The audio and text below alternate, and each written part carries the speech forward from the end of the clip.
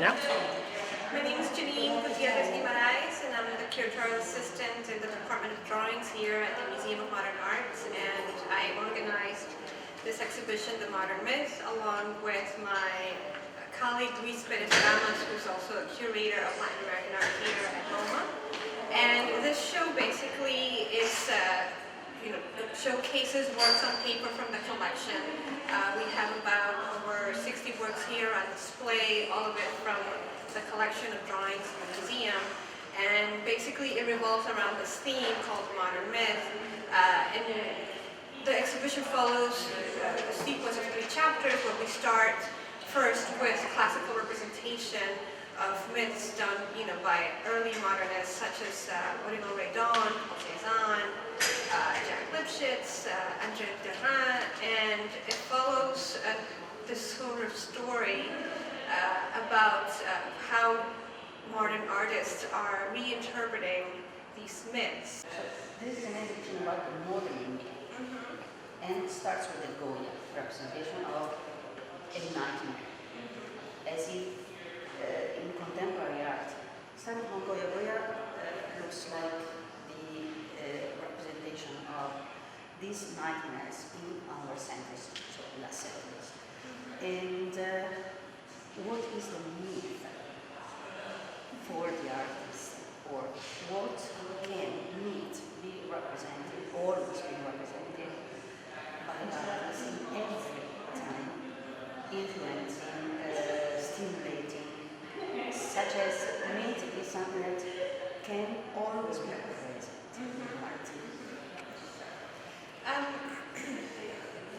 Well, it's a good question. When we were thinking about doing an exhibition focusing just purely on the drawings collection, there were a lot of different themes that we were thinking about.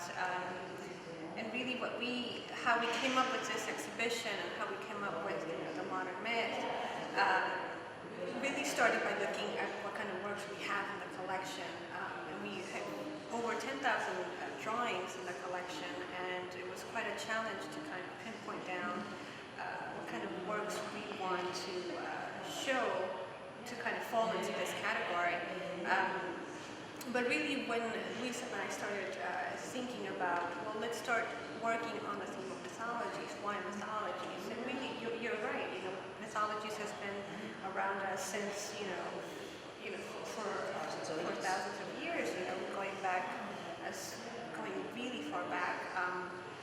And what we attempt to do here is kind of to show how these mythologies have been recurrent and how they've been retold in modern times.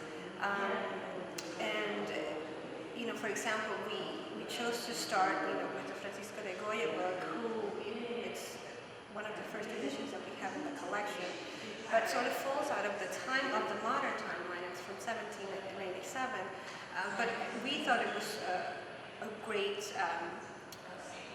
representation of what it is, going deep into your subconscious in a kind of like nightmarish world that Goya was sort of indicating, during his lifetime, and how, that story has been sort of transformed and reinterpreted by early modernists and also all the way through contemporary artists. And we didn't really just want to focus on classical representation of mythologies. We sort of wanted to spin it around and kind of focus more. We could start with some of the classical mythologies, but sort of focus it more on how these modern artists have been reinterpreting and transforming these same stories, through time. And so that's why we started, with the Alfredo Lam Satan and with the Paul Cézanne Mercury as a nice little contrapposto of major figures, not really falling into the same kind of timeline, because the Cézanne work is from the early 1900s, and the Mata is from the 1940s. But really sort of just start with this kind of representation that we can tell the story to the audience. I don't know if I... Yes, but it seems that, for example, from Aristotle onwards, you repeat stories and stories and stories. Like repeating stories is a value. Yeah, I mean, these stories are always part. I mean, it's part of our history, part of our humanity. You know, it's an attempt for us to kind of explain, you know, the world around us. You know, from the origins of the world to the creation of the world to the creation of humanity, and looking deeper. You know, kind of just telling also, you know, our subconscious. You know, that's the surrealism. Exactly. Then starts Exactly. from the surrealism. Exactly. That they were one of the most important part of the artists. Exactly. Surrealisms used a lot of symbols and mythology. Yes, and you know, and in the second gallery we sort of incorporate, you know, these iconic surrealist artists like, you know, Dali and Max Ernst and Enrico Donati. But really, yeah, it's really kind of just telling, trying to harness what we can tell from, you know, this really broad topic. And for example, you know, in the second gallery, we really. We'll go to the second Do you want to gallery. go? Okay, sure.